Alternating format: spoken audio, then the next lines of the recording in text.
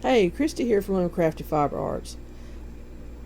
I get a lot of questions about why I use a garter cast on or how to do the garter cast on. And this has been my adopted cast on. I know everybody has their favorites, and I'm not asking you to change yours. But if you wanted to try it, I wanted to show you some adjustments I've made to make it a little neater. And I've got two samples here. And this one is the original that I used for a long time. And I had some people question me and say they didn't like it because it didn't look as neat here, and they didn't like that little bump over here on this side. And this one I have adapted, and you see it's a lot straighter and neater than this one. I'm going to show you the original here first, and then I'm going to show you how to do it like this, where it looks neater across the edge. But I use this cast on a lot, and probably 95% of my projects. Now, some projects don't look good with it, and I'll do a chain cast on or something else. But 95% of my projects, I use a garter stitch cast on. So let's get started. I'm going to show you with my little 3/8 gauge loom here. And I think this is a 2-weight yarn, but it doesn't matter because I'm going to just be showing you the stitch technique and not really doing a project. So the first one that I showed you, this one that has the little knot here on the end, and it just don't look quite as neat. What I'm gonna do is I'm just gonna cast on about 6 pegs just to show you what I'm talking about. And this is why I did my garter cast on for a while, and sometimes I go in and try to kind of hide that little bump till I figured out a different way. So we're just going to E-wrap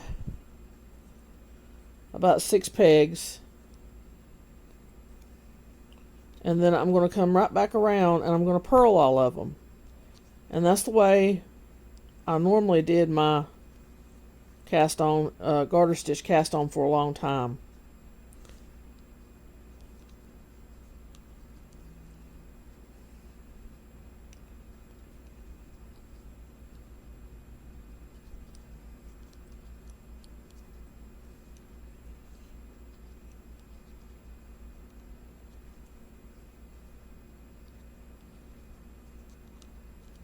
Okay,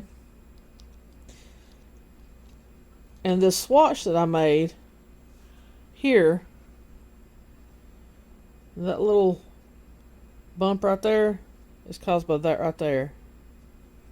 Okay, so that's why it looks a bit uneven and a little bit wonky on the cast on. Okay, now the modified version that looks neater, and I encourage you to try this sometime if you want to try a different cast on.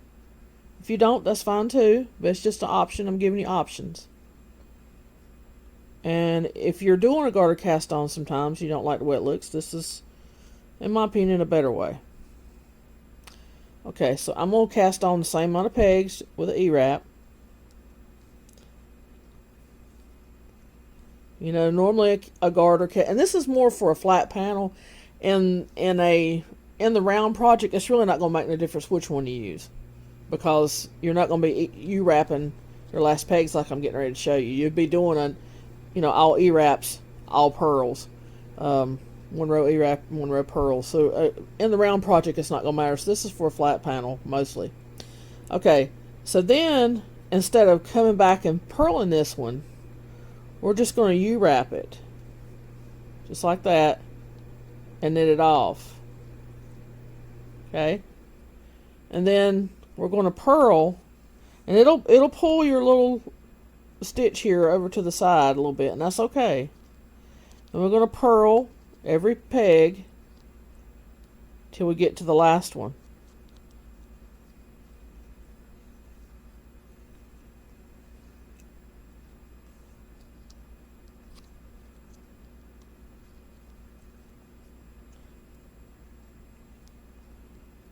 I'm having trouble holding this loom today.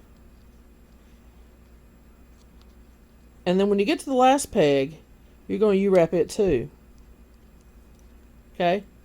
So the second method that I deem the better method, you wrap all your pegs in your flat panel, and then when you get to the end, pull it back around, you wrap it, then E-wrap back, not E-wrap, purl back, and then your last peg, you wrap it. And then continue your project, and you can do whatever you want to on the way up for your border or whatever. You could slip your peg, or if you have a border, whatever you want to do. And try that and see if it looks better if you want to try garter cast on, or you're doing a garter cast on and you don't like the other method of just doing all E-wraps and then purling all the way back to your last peg, which would actually be your first peg, but you know what I mean. So, just try that and see what you think. I just want to throw that up there.